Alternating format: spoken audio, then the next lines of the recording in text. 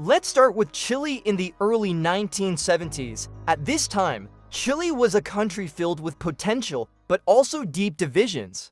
Salvador Allende became president in 1970 as the leader of a coalition called Unidad Popular, the Popular Unity. His government had big plans to make Chile more equal. Allende was a socialist, meaning he believed the government should step in to help the poor and working class. One of his main goals was to close the gap between the rich and the poor. To do this, he nationalized industries like copper mining, which was Chile's biggest source of money. He also redistributed land from wealthy landowners to poor farmers.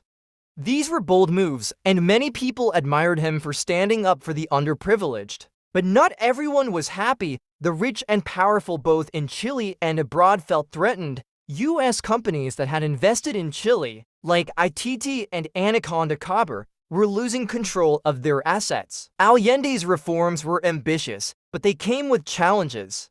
The economy started to struggle, inflation skyrocketed, meaning the cost of everything went up. Food became scarce and long lines formed outside stores. Strikes broke out across the country, led by truck drivers and other groups unhappy with the government. These problems created a lot of tension. Some Chileans believed Allende was leading the country toward a brighter future, while others thought he was destroying it. Political polarization grew worse. In Congress, opposition parties tried to block his reforms. In the streets, protests from both sides became more intense. Amid this chaos, the military, traditionally seen as apolitical in Chile, started to take notice. By 1973, the situation was dire. The economy was collapsing, and Chile felt like it was on the brink of a breakdown. Many high-ranking military officers were also worried. They didn't trust Allende and believed his government was leading Chile toward communism. The tipping point came when the Chilean Congress accused Allende of violating the constitution. This gave the military a pretext to act. Behind the scenes, plans for a coup were set in motion, led by General Augusto Pinochet, the head of the army. On the morning of September 11, 1973, the military made their move. They issued a statement declaring that they were taking control of the country to save it from chaos and Marxism. Tanks rolled through the streets of Santiago, Chile's capital. Soldiers occupied key government buildings. The most dramatic moment happened at La Moneda, the presidential palace. Allende was inside, surrounded by loyal supporters. The military gave him an ultimatum: surrender or face an attack. Allende refused. He made a defiant speech on the radio, saying he would not step down and would i.e. defending Chile's democracy. What followed was shocking. The military launched an airstrike on the palace, using fighter jets to bomb it. Soldiers stormed the building. Inside, Allende reportedly took his own life with a rifle, a weapon given to him by Fidel Castro, the leader of Cuba. By the end of the day, the military had full control of Chile.